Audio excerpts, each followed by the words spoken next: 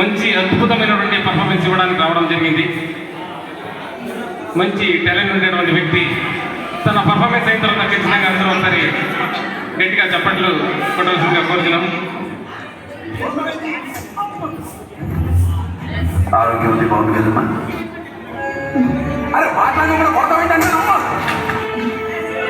దేనికి ఎక్కువ టెన్షన్ పడకూడదమ్మా. ఈ టైంలో అస్సలు పడకూడదు.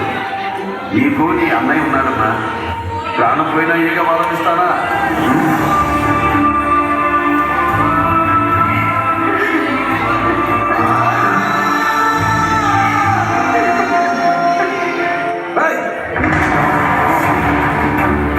రాఘవయ్య గారు, బాబు ఆడబిడ్డ పుడుతుందని తీసేస్తానన్నాడట. సరే తీసేద్దాం. నెక్స్ట్ పుట్టబోయే బిడ్డ మగబిడ్డ పుడతాడని రాసివ్వమనండి. అది నా చేతిలో ఎలా ఉంటుంది? మరెవరి చేతిలో ఉంది? ఆ దేవుడి చేతిలో. మరి ఆయన రాసిన రాత నువ్వు డిసైడ్ చేయడం నువ్వు డిసైడ్ చేయడం నువ్వు డిసైడ్ చేయడం మా అమ్మ ఎక్కడేమో నువ్వు డిసైడ్ చేయడం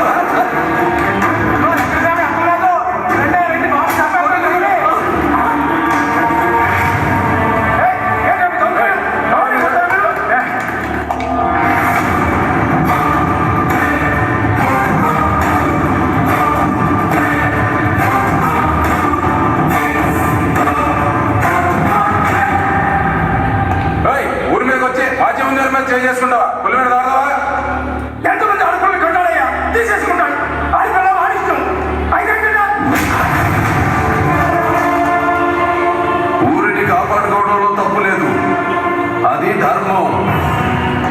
కానీ పుట్టని పసిగుడ్డుని చంపుతారంటే దానికి సపోర్ట్ చేయడానికి వచ్చారు చూడు, అది తప్పు. అందుకే కొట్టాను. నిన్ను కనడానికి అమ్మ కావాలి.